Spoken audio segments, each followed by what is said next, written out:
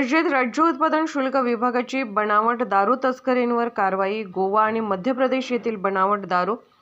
मिरज पंढरपूर मार्गावर आयशर वाहनातून महाराष्ट्र राज्याचा महसूल चुकून देशी बनवतो.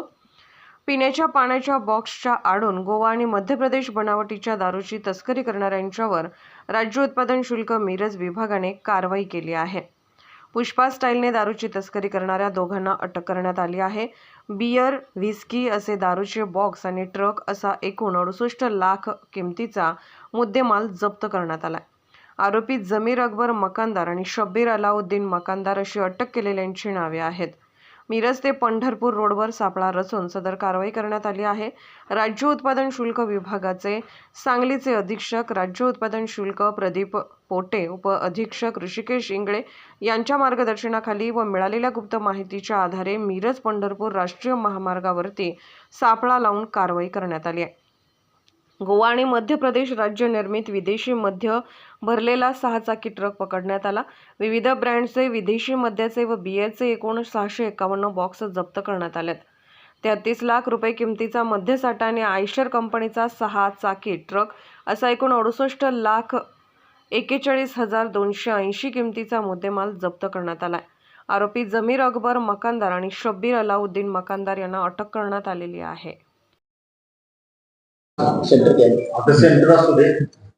सेंटर पण सगळ्यांचे मोबाईल वेगवेगळ्या ठिकाणी आहेत ना.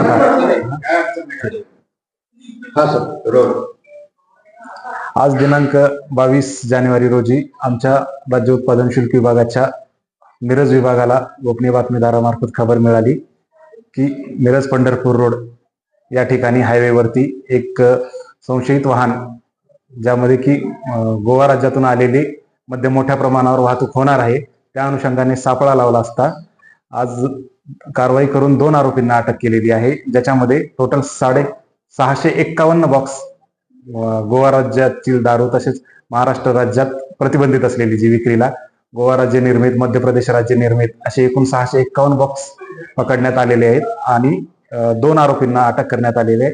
एकूण 68 लाखाचा मुद्देमाल या कारवाईमध्ये जप्त करण्यात आलेला आहे आणि पुढील तपास आमचे मिरजचे निरीक्षक श्री दीपक सुपे हे करीत आहेत. आता त्या गोष्टी उघड होतील. आता पुढं डिटेल प्रेस नोट देतो ह्याच्यासोबत आपण सांगण्यापेक्षा.